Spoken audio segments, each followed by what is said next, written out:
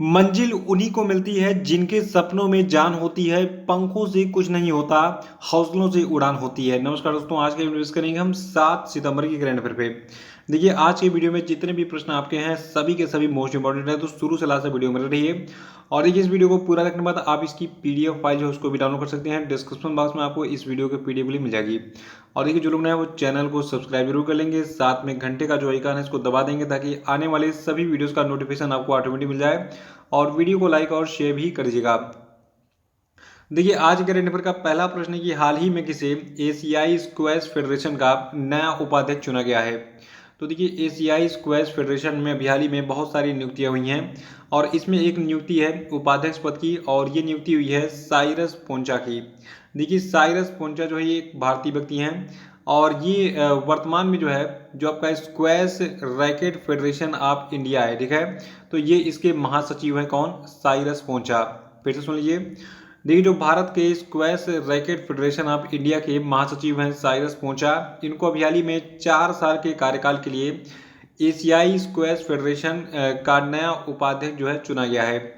और इसकी देखिए, अगर उपाध्यक्ष की नियुक्ति है तो कोई अध्यक्ष भी बना होगा। देखिए, एक व्यक्ति है जिनका नाम है डेविड मुई, ये हांगकांग के रहने वाले हैं। तो हांगकांग के डेविड मुई को इनके दूसरे कार्यकाल के लिए हाल ही में एशियाई स्क्वैश फेडरेशन के अध्यक्ष के रूप में निर्विरोध चुना गया है। और देखिए, जो उपाध्यक्ष का पद है ये कुछ और लोगों को मिला है। देखिए, अध्यक्ष तो एक होता है लेकिन उपाध्यक्ष कई सारे हो सकते हैं, किसी भी संस्था के, किसी भी संगठन के, किसी भी पार्टी के।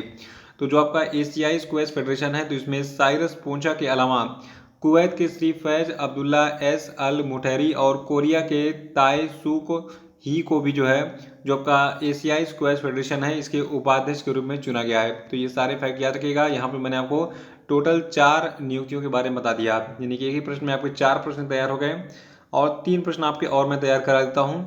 देखिए, जो आपका स्क्वैश फेडरेशन एशियाई स्क्वैश फेडरेशन है तो इसका मुख्यालय आपका मलेशिया के कुआलालंपुर में है। इसको याद रखिएगा, एग्जाम में पूछा गया कई बार। और एशियाई स्क्वैश फेडरेशन के जो महासचिव हैं वर्तमान में, इनका नाम है डंकन चियू। देखिए, अध्यक्ष और उपाध्यक्ष का नाम तो मैंने बता ही दिया। महासचिव इसके कौन है? डंकन चियू हैं। और एशियाई स्क्वैश फेडरेशन जो इसकी स्थापना 1980 में की गई थी। दूसरा प्रश्न है कि know your rights and claim them a guide for youth किसकी लिखी गई पुस्तक है। तो देखिए, know your rights and claim them a guide for youth जो है इसको लिखा है 3 लोगों ने मिलकर। इसमें एक अभिनेत्री का नाम शामिल है, इनका नाम है एंजेलिना जोली, इनको आप जानते ही होंगे। और दूसरा है एमनेस्टी इंटरनेशनल, और तीसरा है मानवाधिकार वकील जिनका नाम है गेराल्डीन वान ब्यूरेन क्यूसी, ठीक है। तो एंजेलिना जोली, एमनेस्टी इंटरनेशनल और एक मानवाधिकार के वकील हैं जिनका नाम है गेराल्डीन वान ब्यूरेन क्यूसी, इन तीनों ने मिलकर अभी हाल ही में एक पुस्तक रिलीज की है जिसका नाम है know your rights and claim them a guide for youth. और ये पुस्तक जो है ये दुनिया भर के युवाओं और बच्चों को उनके अधिकारों के बारे में जागरूक करने में सहायक होगी। तीसरा प्रश्न कि भारत सरकार के किस मंत्रालय ने आज़ादी का अमृत महोत्सव समारोह के एक हिस्से के रूप में आयुष आपके द्वार नाम का एक अभियान शुरू किया है। तो देखिए, इस आयुष आपके द्वार नाम के अभियान को आयुष मंत्रालय ने शुरू किया है।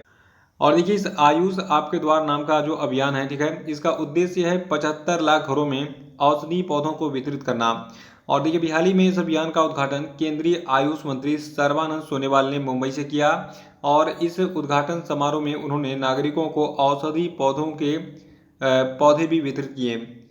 और आपको बता दूं, जो आपका ये अभियान होगा आयुष आपके द्वार, देखिए इसके अंतर्गत यानी कि जो पौधे ये वितरित किए गए हैं तो वितरित किए जा रहे पौधों के अंतर्गत जो है जो औषधि पत्र पौधे हैं इनमें जो है तेजपत्ता, स्टीविया, देखिए स्टीविया रेबाडियाना एक बहुत ही उपयोगी पौधा है, अशोक का पौधा और गिलोय, अश्वगंधा, लेमन ग्रास, तुलसी, सर्पगंधा और आंवला शामिल है। ये सभी औषधि पौधे हैं। वैसे तो देखिए सारे पौधों में कुछ ना कुछ औषधि गुण होता है। और देखिए, जो आपका ये आयुष आपके द्वार नाम का अभियान है तो इस अभियान के तहत एक वर्ष में कुल 75,000 हेक्टेयर में कितने 75,000 हेक्टेयर में औषधि पौधों की खेती करने का प्रस्ताव है। एक वर्ष के अंदर ये टारगेट रखा गया है। याद रखेगा, औषधि आपके द्वार नाम का अभियान जो है इसको आयुष मंत्रालय के द्वारा शुरू किया गया है और इसके अंतर्गत पूरे भारत में जो है जो औषधि पौधे हैं उनके उत्पादन को बढ़ावा दिया जाएगा। और 1 वर्ष के अंतर्गत कुल 75,000 हेक्टेयर में औषधि पौधों की जो है खेती करने का प्रस्ताव है। चौथा प्रश्न है कि a rude life the memoir किसकी लिखी पुस्तक है। देखिए, आप एक पेज बनाइए, अगर आपने नहीं बनाया अभी तक, मैं तो बार बार कहता हूँ, एक अलग से पेज बनाइए, उसमें लिखिए कौन सी किताब है, इसको लिखा किसने है, ठीक है। तो किस पुस्तक को के लेखक कौन है और किसने उसको पब्लिश किया है, ये 3 चीज़ आप नोट कर लीजिए, यही तीनों चीज़ें एग्जाम में पूछी जाती हैं। तो a rude life the memoir लिखी पुस्तक जो है, इसको लिखा है वीर संघवी ने। यहाँ पे देखिए इनकी पुस्तक का एक थोड़ा सा कवर पेज दिख रहा है। देखिए, जो आपके वीर संघवी हैं, ये जाने माने एक पत्रकार हैं भारत के, और जो इनकी पुस्तक है अ रूड लाइफ, ये जो है एक संस्मरण है, और इसे जो है पेंगुइन रैंडम हाउस के द्वारा प्रकाशित किया गया है।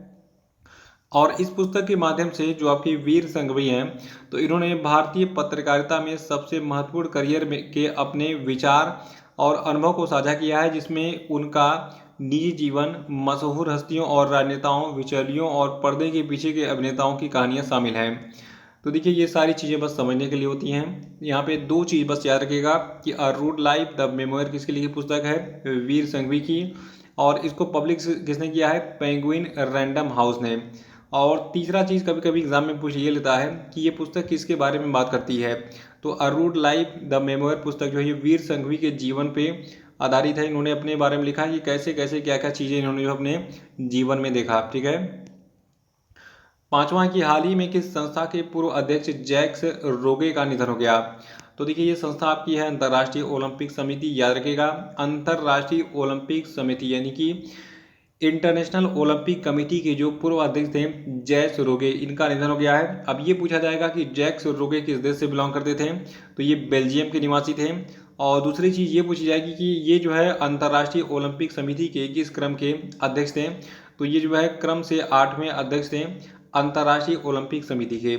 और ये पूछा जाएगा कि ये कब से कब तक जो है अंतर्राष्ट्रीय ओलंपिक समिति के अध्यक्ष रहे। तो जैक्स रोगे जो है ये 2001 से 2013 तक इंटरनेशनल ओलंपिक कमेटी के अध्यक्ष के रूप में जो है इन्होंने टोटल 12 साल बिताए थे। और इन्होंने अपने कार्यकाल में 3 ग्रीष्मकालीन ओलंपिक खेल, 3 शीतकालीन ओलंपिक खेलों की जो है देखरेख की थी, और इसके साथ में युवा ओलंपिक का निर्माण भी किया था। तो ये डिटेल है जैक्स रोगे के बारे में। छठवां की स्वास्थ्य उत्पाद कंपनी जायडस वेलनेस ने हाल ही में किस बॉलीवुड अभिनेत्री को अपने कम सैलरी वाले स्वीटनर ब्रांड शुगर फ्री का ब्रांड एम्बेसडर बनाया है। तो देखिए, जो स्वास्थ्य उत्पाद कंपनी जायडस वेलनेस है, इसने भी हाल ही में कैटरीना कैफ को जो है, किसको, कैटरीना कैफ को अपने कम कैलोरी वाले स्वीटनर ब्रांड शुगर फ्री का ब्रांड एम्बेसडर बनाया है। और सातवां प्रश्न की हाल ही में किस राज्य सरकार ने 100 करोड़ रुपए की लागत से फिल्म सिटी तैयार करने की घोषणा की है। तो देखिए, अभी हाल ही में हिमाचल प्रदेश की सरकार ने, किसने, हिमाचल प्रदेश की सरकार ने कहा है कि हम 100 करोड़ रुपए लगाकर एक फिल्म सिटी बनाएंगे, जिससे हिमाचल प्रदेश के लोग जो है ये फिल्मों में जा सकें। और लगभग देखिए, ये फिल्म सिटी बनने से 15,000 लोगों को प्रत्यक्ष और अप्रत्यक्ष रूप से रोजगार मिलेगा हिमाचल प्रदेश में, ऐसा हिमाचल प्रदेश की सरकार का कहना है। और हिमाचल प्रदेश के बारे में 3 चीज़ जान लीजिए। देखिए, पहला ये कि हिमाचल प्रदेश की पॉपुलेशन 68.6 लाख है। मुख्यमंत्री यहाँ के हैं जयराम ठाकुर जी, और हिमाचल प्रदेश के गवर्नर का नाम है राजेंद्र विश्वनाथ आर्लेकर। आठवां प्रश्न की विश्व मौसम विज्ञान संगठन के द्वारा जारी एक रिपोर्ट के मुताबिक पिछले 50 वर्षों में मौसम संबंधी आपदाओं के चलते कितने लाख लोगों की मौत हो गई। तो देखिए, विश्व मौसम विज्ञान संगठन के द्वारा जारी एक रिपोर्ट के मुताबिक पिछले 50 वर्षों में मौसम संबंधी आपदाओं के चलते टोटल 20 लाख लोगों की मौत हो गई है। देखिए, भी हाल ही में ये जानकारी विश्व मौसम विज्ञान संगठन के द्वारा atlas of mortality and economic loss from weather climate and water extreme from 1970 से 2019 में प्रकाशित की गई थी।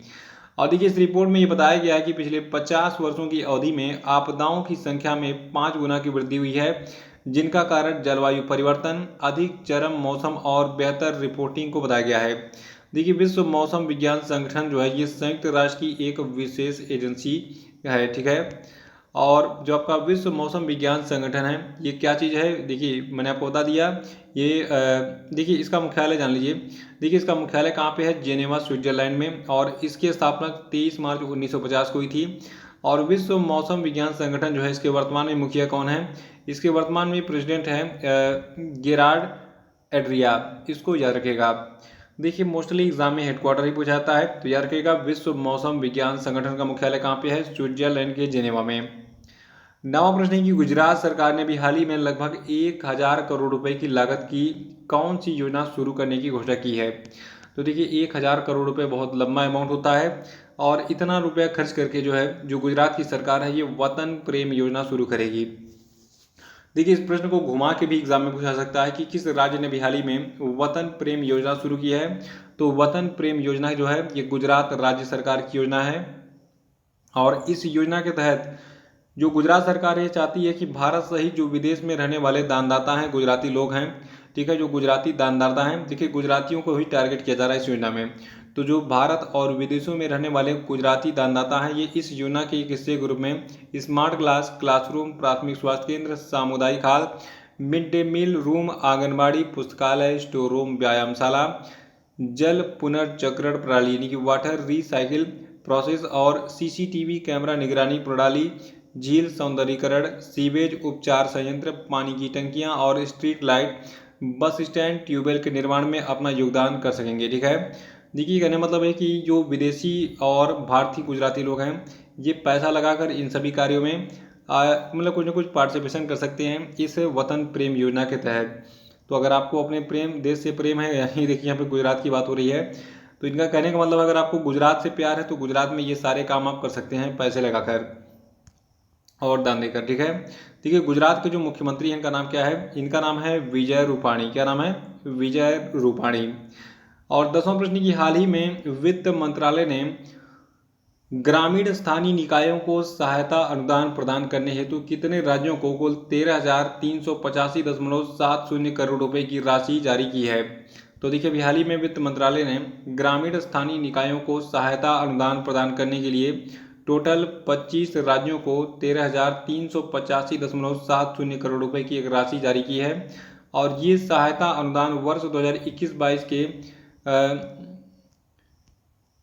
बद्ध अनुदान की जो पहली किस्त है, और ये अनुदान 15वें वित्त आयोग की सिफारिश के अनुसार जारी की गई है।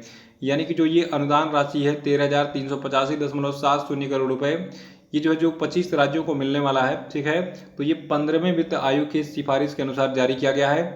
और इसके साथ में जो 15वां वित्त आयोग है, देखिए इसने 2021-22 से 2025-26 के वित्तीय वर्ष की अवधि के दौरान पंचायतों को जल आपूर्ति और स्वच्छता के लिए कुल 1,42,000 करोड़ रुपए से अधिक की राशि आवंटित करने की भी सिफारिश की है। तो ये थे आपके आज के सभी महत्वपूर्ण करंट अफेयर। और देखिए मैं एक पैरालंपिक का वीडियो बनाने वाला हूँ, जैसे मैंने ओलंपिक का भी बनाया था, तो पैरालंपिक का वीडियो जल्द ही रिलीज हो जाएगा। देखिए अब हम बात कर लें थोड़ा सा आज के सभी क्वेश्चन आंसर पे। देखिए आज क्वेश्चन आंसर का पहला प्रश्न है कि किस राज्य सरकार ने कुश्ती को वर्ष 2032 तक गोद लेने का फैसला किया है? बताइए। दूसरा प्रश्न आपके लिए कि भारत के किस राज्य सरकार ने श्रीलंकाई शरणार्थियों के लिए 317 करोड़ रुपए के पैकेज की घोषणा की है? बताइए। और आपके लिए तीसरा प्रश्न है कि किस केंद्र शासित प्रदेश ने फिल्म नीति 2021 के कार्यान्वयन को मंजूरी दी है? बताइए। और आपके लिए चौथा प्रश्न है कि वैज्ञानिकों के मुताबिक जिस एस्टेरॉयड ने पृथ्वी से डायनासोर का अंत किया था उसे किस नाम से पहचान मिली है? बताइए। और आपके लिए पांचवा प्रश्न है कि भारत के स्वास्थ्य मंत्रालय के एक हाल ही के बयान के अनुसार भारत में कितने फीसदी पात्र वयस्कों को अब तक कोविड-19 की कम से कम एक खुराक लग चुकी है? बताइए। और अब हम बात करेंगे कल के पूछे गए सभी क्वेश्चन आपके लिए के सही उत्तरों की। देखिए पहला प्रश्न था कि इंजीनियर्स इंडिया लिमिटेड की पहली महिला अध्यक्ष और प्रबंध निदेशक कौन बनी है? तो देखिए इनका नाम है वर्तिका शुक्ला। और दूसरा था कि टोक्यो पैरालंपिक 2020 में भारत के स्टार तीरंदाज हरविंदर सिंह ने पुरुषों के व्यक्तिगत रिकर्व ओपन में कौन सा पदक जीता? तो इन्होंने कांस्य पदक जीता था। और अगला प्रश्न था कि हाल ही में हुरून रिसर्च इंस्टीट्यूट ने फ्यूचर यूनिकॉर्न लिस्ट 2021 जारी की है, जिसके अनुसार भारत दुनिया का किस क्रम का यूनिकॉर्न स्टार्टअप इकोसिस्टम है? तो भारत तीसरा दुनिया का यूनिकॉर्न इकोसिस्टम है। और देखिए चौथा था कि टाइम्स वर्ल्ड यूनिवर्सिटी रैंकिंग 2020 में किसने पहला स्थान प्राप्त किया है? तो ऑक्सफोर्ड विश्वविद्यालय को पहला स्थान मिला है टाइम्स वर्ल्ड यूनिवर्सिटी रैंकिंग 2022 में। और देखिए जो परसों का वीडियो था इसमें मैंने बताया था इस टाइम्स वर्ल्ड यूनिवर्सिटी रैंकिंग के बारे में, मतलब जितने प्रश्न संभावित प्रश्न बन सकते हैं सारे मैंने कवर किए थे, तो परसों का वीडियो देखिए उसको रिवाइज कर डालिएगा।